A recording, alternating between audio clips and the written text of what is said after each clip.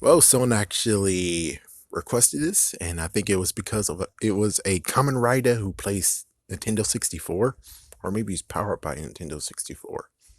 That's kind of cool. Looks like he should actually sue Fox. I mean, look what they did with Nintendo 64 and previous Fantastic Four. It looks like they stole your idea, man. But anyways, he wanted me to talk about the Metal Heroes, and I never heard of them, but of course something just said I might have heard of them. It's just that I don't exactly know. Yeah, because let's see, when did it start? I think it started in Dino Thunder, where I realized, holy crap, this actually was something before it was Dino Thunder. And then every single series after that and before that, because Disney's an idiot. Yeah, you just gotta say it. Disney's an idiot. They couldn't adapt an episode, and they decided to be like, "Oh, we're just gonna put this episode on TV for the Rangers to watch." So, anyways, let's just have a look. So, Space Sheriff Gavin. Now, I've heard of it before. Now, I heard of Gavin before. I actually saw him like doing two specials with Gokaiges. I think he's okay. Yeah, I think he's fine. And then the crazy enough, looking at the wiki page is apparently the third space sheriff, along with Jew Spion. No, sorry, not Jew Spion. Sorry, Spielban, and also Methalder. I think that's it. Yeah, Methalder and Spion. And oh, Shaidar. Those three were actually used to create VR Troopers, which I didn't understand where VR Troopers came from. I tried my hardest, but I couldn't understand it. And it is kind of interesting how they actually were going to just adapt to one, and they were going to get Jason David Frank to do it. And because kids love Tommy so damn much, they had to cancel that show and make a new show, which is now called VR Troopers. So yeah, I don't know. I wasn't a part of that of Tommy, no, I want Tommy back. It's like, no, I wasn't a part of those. But hey, if you're one of those who are like, bring Tommy back, it's your fault we don't have this TV show. It's like it's your fault. So yeah, I enjoyed VR Troopers. The sad part is that during a decade ago, I tried doing a marathon of VR Troopers and I only can stand 10 episodes. It's something about the dog, Jeb. It's like Jeb rubbed me the wrong way. It's like once an episode once a day is fine, but trying to do a marathon would just, oh my gosh, it was just too much. And then we got Saika Ninja Sun Jahaya. I bet I'm saying it wrong right now. I'm a little bit sleepy, so well, I saw him in Ninja, and I was hoping they would adapt the episode, even though Ninja still sucked ass. But I was hoping they still do it, and they're either going. I would have picked the person who played Mask Rider, so at least when it comes to him, he has reasons to show up in Comic Con because damn, his show sucked ass. But at least if they would have chose him and he would have been in this, then he has a reason to return into Power Morphicon and not be, oh, remember that show? Yeah, I was in the show Mask Rider. I was the main character. Boo! Get off the fucking stage, dumbass. uh, and of course, I already knew about B Fighter series of B Fighter and B Fighter Kabuto. I already know those. I already eventually knew about that, and I have to say it's a masterpiece. What came out of that series, what they've created, was amazing masterpiece. And it sucks that it's like, so you're not gonna give Kamen Rider another try because look what you did. I mean, some people will just trash Big Bad Beetleborgs. For me, I'm like, it's a fucking masterpiece. I saw episode one of I saw episode one and clips of other episodes, and I got the feel of it, and I'm like, This is a fucking masterpiece. And people are like, oh man, Big Bad Beetleborg is so sucky. It was just horrible. And it's like, okay, fine. Go watch Beat Fighters. Go watch Beat Fighters for your damn self. Let me see how much you're gonna be like, oh, I like this better. The chances are is no, you're not gonna like it better. You're most likely gonna be like, what? The freaking bugs of the universe or bugs within the country fused with their suits, and that's how they got the suits. That makes no fucking damn sense. What the fuck? Like, that's weird. That's fucking weird. Their suits are alive. That's fucking weird.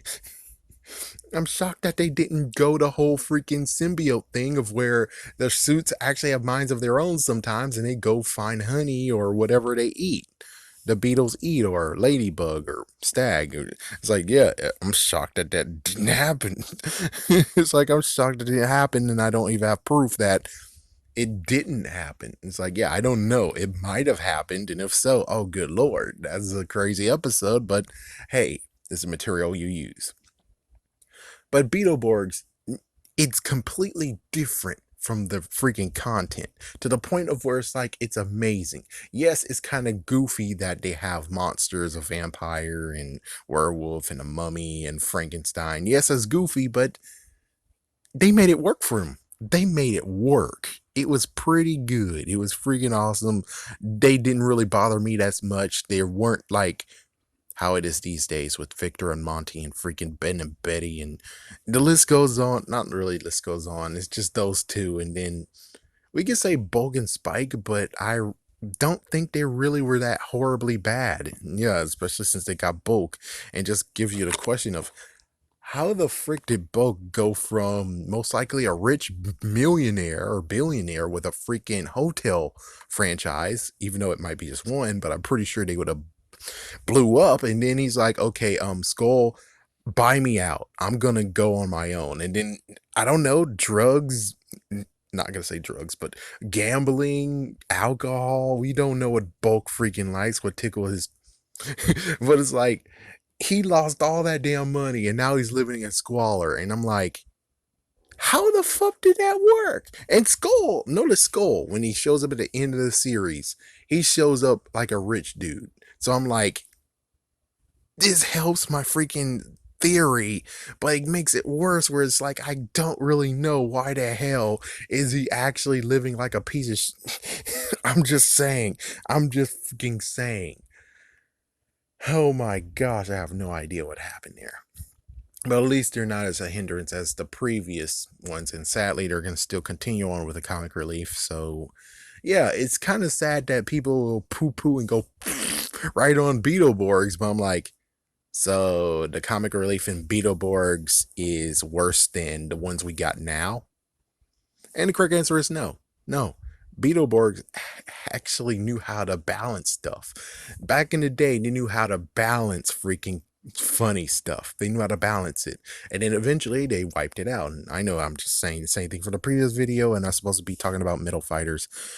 But Metal Fighters, I'll have to say, if it was adapted, I will be okay with it. And the good news is that it did get adapted. It wasn't just looked over, even though they fused a few. Yeah, they fused like 3 of them together, which, hey, at least that helps my question of where the hell did VR Troopers come from. But it's sad that you did have to cut Gavin out of Super Mega Force. But again, what the fuck he's gonna do?